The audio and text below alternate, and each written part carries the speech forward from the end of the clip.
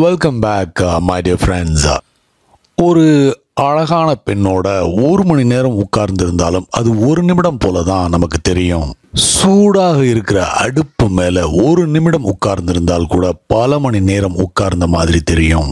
இது ஆல்பர்ட் ஐன்ஸ்டீனோட ரொம்ப ஃபேமஸான கோட் அப்படிங்கிறது நம்மில் பலருக்கு தெரியும். ஒரு மனிதனோட வாழ்க்கையும் இப்படிப்பட்ட சூழல்கள் நிறைந்தது தான். அப்படி இருக்கும்போது ஒரு மனிதனுடைய வாழ்க்கையை எதை வைத்து அளப்பாய் என்று புத்தர் பல சீடர்களிடம் கேட்ட அருமையான சூத்திரத்தின் இரண்டாவது பகுதி தான் இந்த வீடியோ. முதல் பகுதியோட லிங்க் டிஸ்கிரிப்ஷன்ல இருக்கு. பார்க்காத நண்பர்கள் அந்த இன்ட்ரெஸ்டிங்கான ஆரம்பத்தை மிஸ் பண்ணாம பாருங்க. சோ வாழ்க்கையை 90 வயது வரை நீளமாக வாழப் போகிறோமா அல்லது இதுவரை வாழ்ந்த வாழ்க்கையை ஆழமாக வாழ்ந்திருக்கிறோமா? புத்தர் இந்த சூத்திரத்தின் மூலம் சொல்ல வருவது என்ன?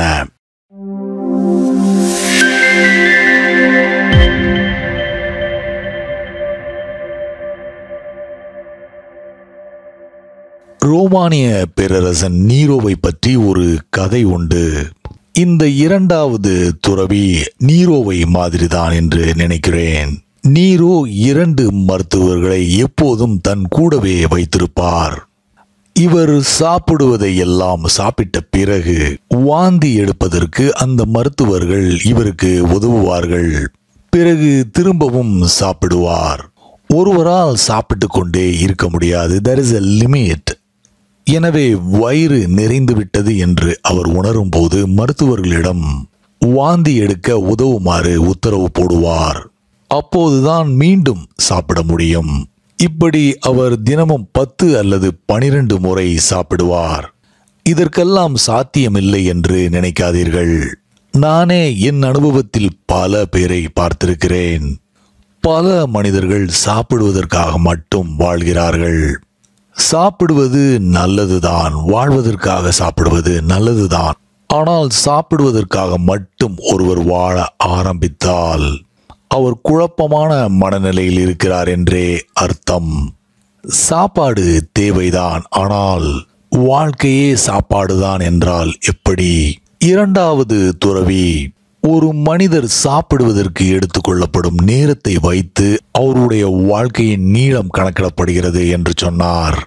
அவர் பெரிய சாப்பாட்டு பிரியராக, ஒரு கிளட்டனாக இருந்திருக்க வேண்டும். அவருக்கு தெரிந்ததெல்லாம் ஒரே ஒரு மொழிதான், ருசியின் மொழி.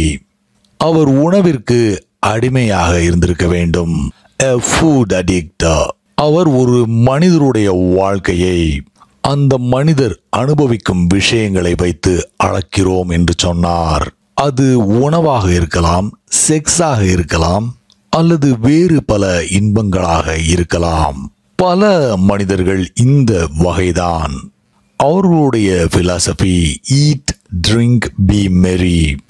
வாழ்க்கையில் இதை விட்டால் வேறு ஒன்றும் கிடையாது என்பதுதான்.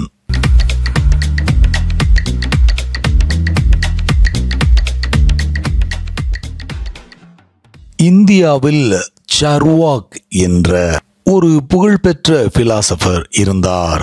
அவர் தன்னுடைய சீடர்களுக்கு கொடுத்த செய்தி, உண்டு குடித்து மகிழ்ந்திருங்கள். அடுத்த ஜென்மத்தை பற்றியோ, ஆன்மாவை பற்றியோ, கடவுளை பற்றியோ கவலைப்பட வேண்டாம். இவை அனைத்தும் முட்டாள்தனம். இது உங்களை சுரண்டுவதற்காக பூசாரிகளால் கண்டுபிடிக்கப்பட்ட தந்திரங்கள் மட்டுமே என்பதுதான். இந்த சார்வாக் தான் முதல் மார்க்சியவாதி. கார்ல் மார்க்ஸ் 2000 ஆண்டுகளுக்கு பிறகு வந்தார். ஆனால் இவர்தான் முதல் மார்க்சிய கம்யூனிஸ்ட். ஆனால் வாழ்க்கை என்பது வெறும் சாப்பிடுவது, குடிப்பது, இன்பங்களிலேயே மூழ்கி கிடப்பது என்றால் வாழ்க்கைக்கு எந்த அர்த்தமும் இருக்க முடியாது. அதனால்தான் இந்த வெஸ்ட் ஒரு புதிய பிரச்சனை மிக முக்கியமானதாகிவிட்டது. அந்த பிரச்சனை வாழ்க்கையின் அர்த்தம் என்ன என்பதுதான். அங்குள்ள எல்லா புத்திசாலி மனிதர்களும் இந்த கேள்வியை கேட்கிறார்கள். ஆனால் இங்கே எல்லோரும் அந்த கேள்வியை கேட்பதில்லை. மேற்கில் இந்த பிரச்சனை ஒரு தொற்று நோய் போல் பரவி இருக்கிறது. எல்லோருமே வாழ்க்கையின் அர்த்தம்தான் என்ன என்று கேட்கிறார்கள். ஆனால் இந்த கேள்வியை தவறான நேரத்தில் கேட்கிறார்கள். தங்களுக்கு சாப்பிடுவதற்கு, குடிப்பதற்கு, எல்லா இன்பங்களையும் அனுபவிப்பதற்கு போதுமான வசதி எல்லாம் இருக்கிற போது இந்த கேள்வி வருகிறது. Why are they asking this question? உண்மையை சொல்ல போனால் உலகத்தில் உள்ள எல்லாம் உங்களுக்கு கிடைக்கிற போது இந்த கேள்வி மனதில் எழுகிறது. What is the meaning of it? நேற்று சாப்பிட்டீர்கள், இன்று சாப்பிடுகிறீர்கள், நாளையும் சாப்பிடுவீர்கள். So what is the point? Eating and defecating. ஒரு புறம் உணவை அள்ளி திணிக்கிறீர்கள், இன்னொரு புறம் வயிறை காலி செய்கிறீர்கள்.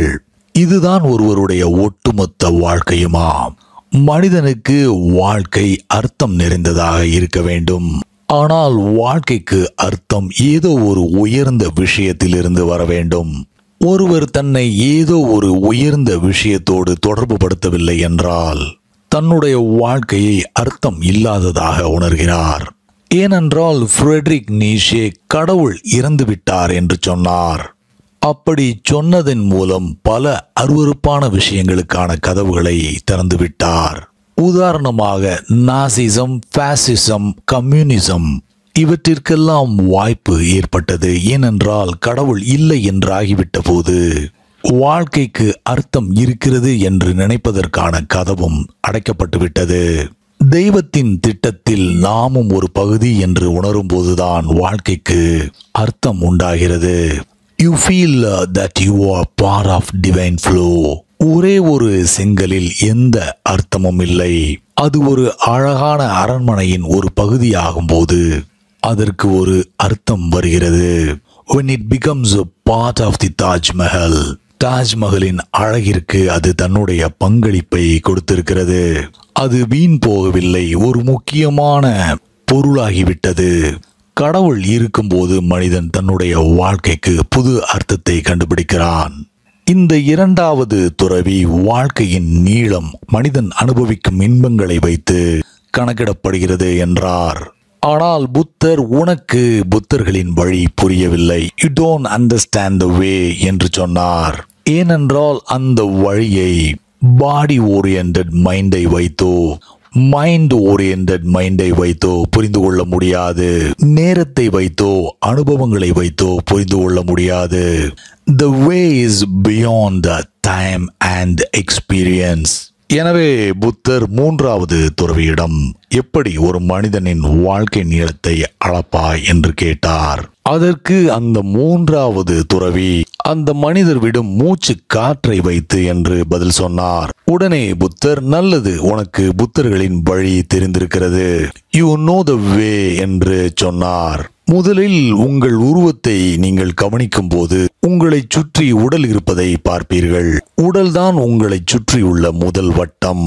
பிறகு உங்களுடைய மைண்ட், இது முதல் வட்டத்திற்குள் இருக்கும் இரண்டாவது வட்டம். பிறகு ஒரு பாலம். அந்த பாலம் தான் உங்களுடைய சுவாசம், பிராணா. இந்த பாலம் உங்களை ஆத்மாவோடு இணைக்கிறது. அதனால் தான் ஒருவர் சுவாசிப்பதை நிறுத்திவிட்டால் அவர் இறந்து விட்டார் என்கிறோம். The bridge is broken.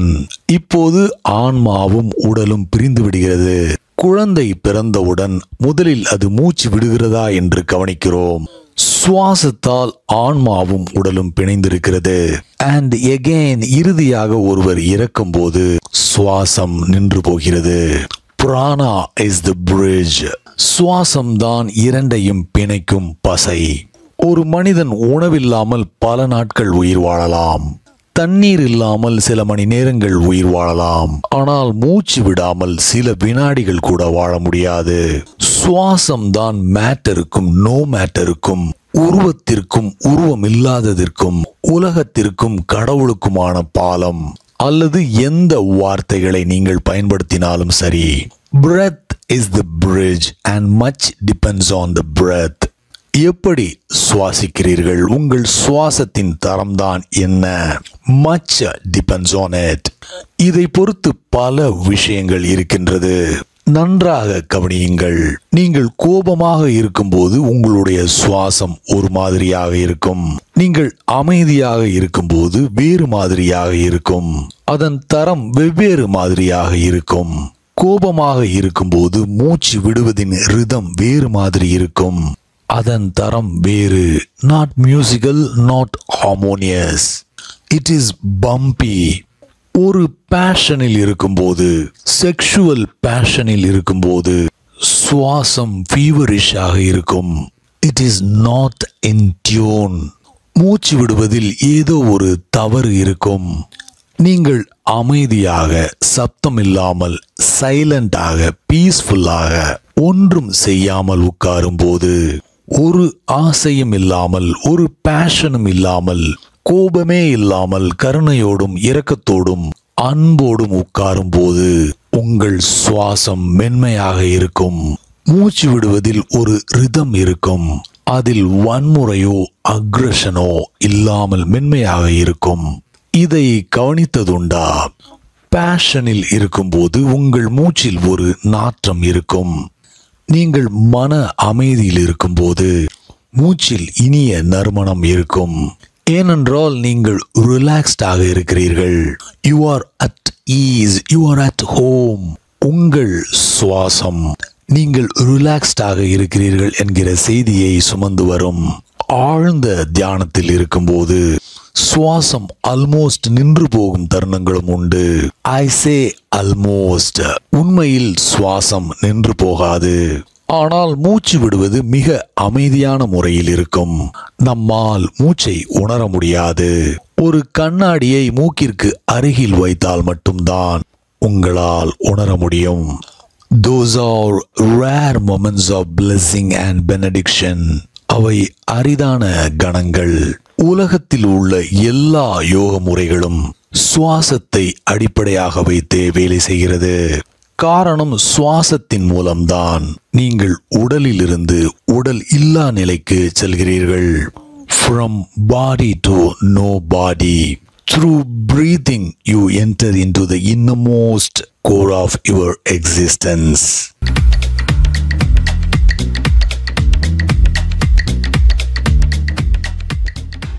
நண்பர்களே, இந்த வீடியோ இன்னும் முடிவடையல.